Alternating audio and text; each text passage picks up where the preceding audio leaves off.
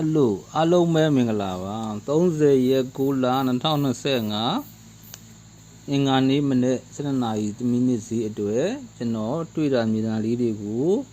ကျွန်တော်ရဲ့အမျိုးတွေကိုမျှဝေပေးခြင်းဖြစ်ပါတယ်ပထမဆုံးအနေနဲ့ကျွန်တော်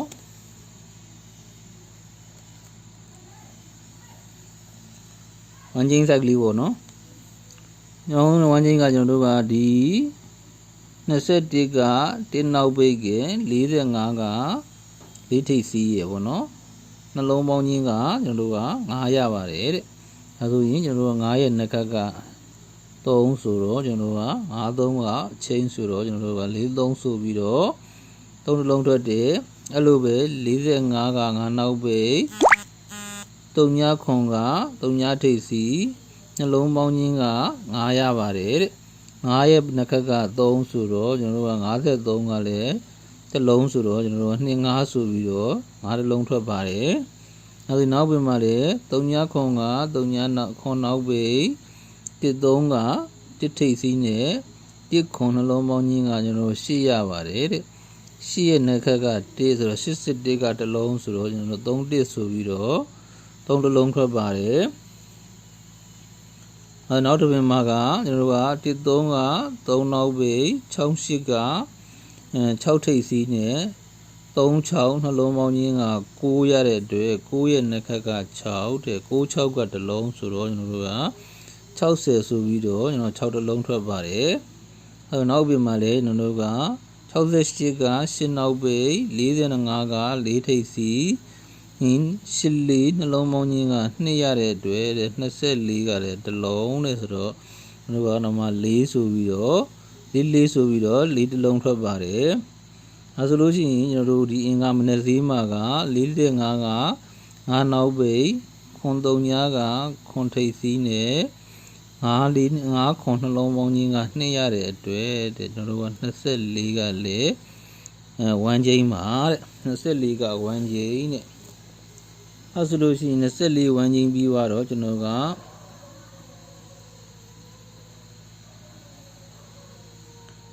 နောက်တစ်ပင်မှာကကျွန်တော်တို့ကဘယ်လိုသွားမလဲဆိုလို့ရှိရင်ဒီ4နှစ်နှလုံးပေါင်းချင်းအောင်43ညဒီ43ညနှလုံးပေါင်းချင်းက4ရပါတယ်တဲ့သူ့4ကိုကျွန်တော်တို့မယူပါဘူး4ရဲ့နှစ်ခက်က4နှစ်ခက်2ကတဲ့ကျွန်တော်တို့က4နှစ်ခက်2ကကျွန်တော်တို့ကဒီမှာ2 5ဆိုပြီးတော့2တစ်လုံးထွက်ပါတယ်2 5ဆိုပြီး2တစ်လုံးထွက်တယ်သူကတပင်ကျော်2ပင်တရွဲပေါ့နော်4နှစ်ခက်2က2 5ဆိုပြီးတော့2ထွက်တယ်အဲဆိုလို့ရှိရင်ကျွန်တော်တို့ကဒီက1နဲ့6နဲ့ပေါင်းချင်းကခွန်နှစ်ခက်3ညကကျွန်တော်တို့က60ဆိုပြီးတော့3ညထွက်တယ်အဲဆိုလို့ရှိရင်သူကဆက်ပေးလာမယ်ဆိုလို့ရှိရင်တော့ခွန်နဲ့4နဲ့ပေါင်းချင်းက1ရပါတယ်တဲ့1နှစ်ခက်က8ပါတဲ့သူကလည်းအင်္ဂါမနက်ဈေးမှာက8တစ်လုံးရတယ်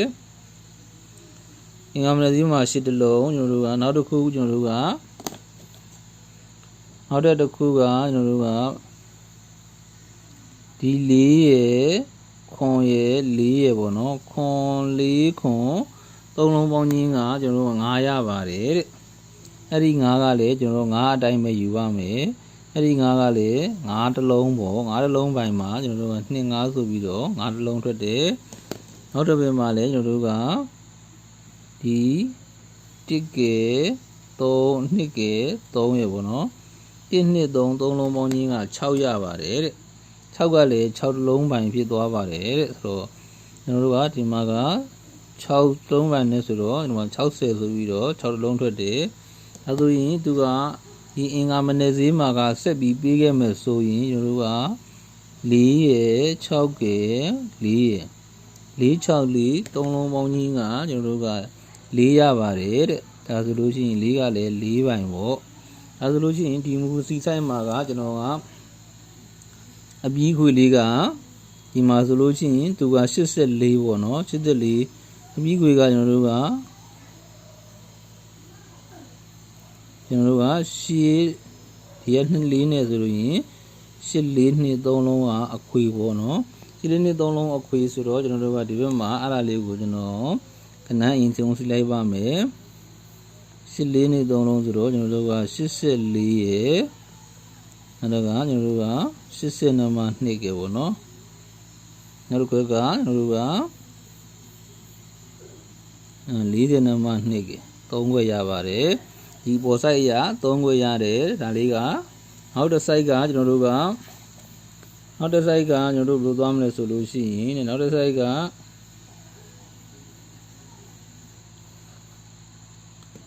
နောက်တစ် site ကကျွန်တော်တို့ကဒီလေနှလုံးပေါ့နော်ဒီ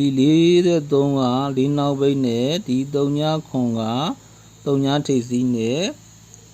နှလုံးပေါင်း3ညနှလုံးပေါင်းချင်း3ကတဲ့ဒီနှလုံးပေါင်းချင်း3ကဆိုလို့ရှိရင်သူ့ရဲ့3ရဲ့နှက်ခမ်းကျွန်တော်တို့ကဒီအောက်ကနှလုံးပေါင်းချင်း5ဖြစ်ကပါမယ်တဲ့3ရဲ့နှက်ခမ်းနှလုံးပေါင်းချင်း5ဖြစ်ဖို့ဆိုတော့ဒီမှာကျွန်တော်တို့ကဒီမှာ2ခန့်2ရှိတဲ့အတွက်ကျွန်တော်တို့က3ထည့်ရပါမယ်အဲဆိုရင်နောက်တစ်ပင်မှာလည်းကျွန်တော်တို့ကဒီကအလေနှလုံးပေါင်းချင်းက6ရတယ်တဲ့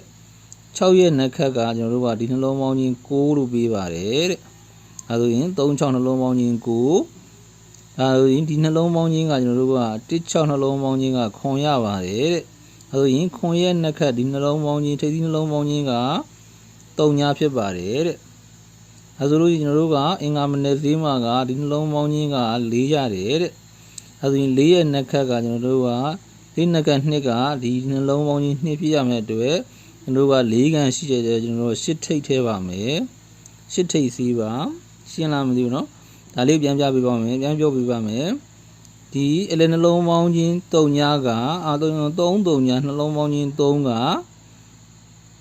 3ရဲ့နှက်ခမ်းကျွန်တော်တို့ကဒီထိပ်စီးနှလုံးယူမယ်ဆိုလို့ထိပ်စီးနှလုံးပေါင်းမယ်ဆိုလို့ရှိရင်9ရပဲဒီ3နှလုံးပေါင်းချင်း3ကနှလုံးပေါင်းချင်း9ဖြစ်မယ်ဒီနှလုံးပေါင်းချင်း6ကသူ့ရဲ့နှက်ခမ်းနှလုံးပေါင်းချင်း9ဖြစ်မယ်ဒီနှလုံးပေါင်းချင်းခွန်ကခွန်ရဲ့နှက်ခမ်းဒီနှလုံးပေါင်းချင်း3ညဖြစ်မယ်အဲဆိုရင်ဒီနှလုံးပေါင်းချင်း4ရဲ့နှက်ခမ်းဒီနှလုံးပေါင်းချင်းက2ဖြစ်ဖို့အတွက်ကျွန်တော်တို့က8ထိပ်ထည့်ရပါမယ်တဲ့8ထိပ်ထည့်ပြီးရင်တပြိုင်တည်းကျွန်တော်တို့ကနောက်တစ်ခုကကျွန်တော်တို့ကဘယ်လိုသွားလဲဆိုလို့ရှိရင်ကျွန်တော်တို့ကဒီ4နဲ့3ညနဲ့ပေါင်းချင်းက2ရပါတယ်တဲ့4 3ညပေါင်းချင်း2ရတယ်တဲ့အဲ2ကို2ရဲ့နှက်ခက်ကသူအောက်ပြင်မှာ4ရဲ့နှက်ခက်က2တဲ့4နဲ့3ညနဲ့ပေါင်းချင်းကကျွန်တော်တို့က4ရတယ်4ရဲ့နှက်က2ဆိုပြီးတော့ကျွန်တော်တို့က2ထိပ်စီထွက်ပါတယ်တဲ့ဒါဆိုရင်နောက်တစ်ပင်မှာလည်းကျွန်တော်တို့ကဒီ3နဲ့6နဲ့ပေါင်းချင်းက9ရပါတယ်တဲ့9ရဲ့နှက်ခမ်း9ရဲ့နှက်က6ကလည်းဒီအတူအောက်မှာထိပ်စီဖြစ်စင်းပါတယ်တဲ့6ထိပ်စီတဲ့ဒါဆိုလို့ရှိရင်ဒီမြောက်ဒီအင်္ဂါမနယ်ဈေးမှာကကျွန်တော်တို့ကခွန်ရဲ့4ရဲ့ခွန်ရဲ့ပေါင်းချင်းက1ရတဲ့အတွက်တဲ့1ရဲ့နှက်ခက်ကကျွန်တော်တို့က8ထိပ်စီပါတဲ့1ရဲ့နှက်က8ထိပ်စီတဲ့ဒါဆိုလို့ရှိရင်ထိပ်စီတော့ရပြီကျွန်တော်အဲ့ဒါကိုကျွန်တော် break line လေးနဲ့ကျွန်တော်ပြန်ချုပ်ပေးပါမယ် break line လေးကသူကဘယ်လိုပေးလဲဆိုလို့ရှိရင်ကျွန်တော်တို့ကဒီနှလုံးပေါင်းချင်းကိုခွာပေါင်းချင်းဒီခွန်ရဲ့2ကခွန်2နှလုံးပေါင်းချင်းက9ရတယ်တဲ့9ပြတဲ့အတွက်တဲ့သူ့ကိုကျွန်တော်တို့က9ဖြစ်အောင်ဒီကောင်နဲ့သွားမယ်ပေါ့နော်ဒီ3ရဲ့1က5ရဲ့3တင်ကဒီ3တင်က3လုံးပေါင်းချင်းက9ဖြစ်တယ်ဆိုတော့ကျွန်တော်တို့က5ကန်ရှိတဲ့အတွက်4ပရိတ်ထည့်မယ်အဲဆိုရင်နောက်တစ်ပင်မှာလည်းအဲ့လိုပဲခွန်ရဲ့ဒီက3ရဲ့ပေါင်းချင်းအောင်4ရဲ့3ရဲ့ပေါင်းချင်းကခွန်ဖြစ်တယ်တဲ့ခွန်ရတဲ့အတွက်ကျွန်တော်တို့ကဒီ3လုံးပေါင်းချင်းကလည်းခွန်ဖြစ်ပါတယ်တဲ့1က6က3ညရဲ့ဆိုတော့1ရှိတဲ့အတွက်6ပရိတ်ထည့်ပေးရမယ်အဲဆိုရင်နောက်တစ်ပင်မှာလည်းကျွန်တော်တို့ကဒီ2က6က6ပေါင်းချင်းက8ရတဲ့အတွက်တဲ့ဒီ3လုံးပေါင်းချင်းက8ဖြစ်ရမယ်ဆိုတော့ကျွန်တော်တို့ကဒီမှာ3ညခံရှိတဲ့အတွက်8ပရိတ်တဲ့4ထွက်ပါတယ်အဲဆိုရင်ကျွန်တော်အင်္ဂါမနယ်ဈေးအတွက်မှာကျွန်တော်တို့ဒီမှာက3ရဲ့4ရဲ့3ရဲ့4နှလုံးပေါင်းချင်းခွန်တဲ့နှလုံးပေါင်းချင်းခွန်ဖြစ်တဲ့အတွက်ကျွန်တော်တို့ဒီ3လုံးပေါင်းချင်းကခွန်လို့ဖြစ်ရမယ်ဆိုရင်တဲ့ဒီမှာ4ရှိနေတဲ့အတွက်ကျွန်တော်တို့ခွန်ပြဖို့3ပရိတ်ထွဲရမယ်ဆိုလို့ရှိရင်ကျွန်တော်တို့ကဒီမှာက8ထိပ်စီးရှိတဲ့အတွက်5နောက်ပိတ်ထည့်ပါမယ်အဲဆိုရင်85ပေါ့နော်85တကွဲရမယ်ပေါ့အဲတော့ဒီမှာကသူကနန်းရဆိုရင်ကျွန်တော်တို့က85တကွဲရမယ် ကျွန်တော်တို့ကစစ်ထိပ်စီးကိုဆွဲလို့သူများကထိပ်စီးဆွဲမယ်ဆိုလို့ရှိရင်ထိပ်စီးကကျွန်တော်တို့ကစစ်ထိပ်စီးပါလို့စစ်ထိပ်စီးတစ်လုံးလေးပါထိပ်စီးဆွဲမဲ့ဆွဲတိုင်တဲ့သူများကစစ်ထိပ်စီးဆွဲလို့ရပါတယ်ကျွန်တော်တို့ကအဆုံမှာကျွန်တော်တို့ဒီမှာကရန်ကနန်းလေးအပြင်ကျွန်တော်တို့ကဘာလေးထည့်ပေးခြင်းလဲဆိုလို့ရှိရင်စစ်ထိပ်စီးဆွဲမဲ့ဆိုလို့ရှိရင်ကျွန်တော်တို့ကဒီအပေါ်ကနန်းမှာက3ခွက်ပါတယ်ဒီမှာကဒီ၄နှစ်အစိမ့်တစ်ခွက်ပါတယ်ပေါ့အဲ့မှာကကျွန်တော်တို့ကအရန်က3ည3ရဲ့50နံပါတ်8ကပေါ့နော်ဒီ6ခွက်ထိပ်သီးမဆွဲနိုင်တဲ့လူများကဒီ6ခွက်ကိုထိုးလို့ရပါတယ်ထိပ်သီးဆွဲနိုင်တဲ့ကျွန်တော်မျိုးတွေကထိပ်သီးဆွဲလို့ရပါတယ်ရှစ်ထိပ်သီးနဲ့ရှစ်ထိပ်သီးဆွဲမယ်ကျွန်တော်တို့ကကျန်ရှစ်ထိပ်သီးအပြင်ရှစ်ထိပ်သီးမှာမပါတဲ့အကွက်ကလေးတွေကိုထည့်ထိုးမယ်ပေါ့နော်ဒါလေးတွေကိုထည့်ထိုးမယ်ပေါ့ဒါကျွန်တော်မျိုးတွေဒီလောက်ဆိုရင်တော့ကျွန်တော်တို့အဆင်ပြေလောက်ပါမယ်လို့ထင်ပါတယ်အားလုံးပဲကျွန်တော်ရဲ့ဗီဒီယိုလေးကိုကြည့်ရှုနေကြတဲ့တူယောက်ချင်းစုကိုလည်းအထူးပဲကျေးဇူးတင်ရှိပါတယ်ဗီဒီယိုကိုဥမာဝင်ရောက်ကြည့်ရှုတဲ့ကျွန်တော်ရဲ့အမျိုးတွေကလည်းchannel ကို subscribe လေးတွေလုပ်ပေးကြပါအောင်လို့လက်မလေးတွေရေးလည်းနှိပ်ပေးကြပါအောင်လို့ပြောချင်ပါတယ်အားလုံးကိုရောက်ကြည့်ရှုပေးတဲ့အတွက်ကျေးဇူးထူးတင်ရှိပါတယ်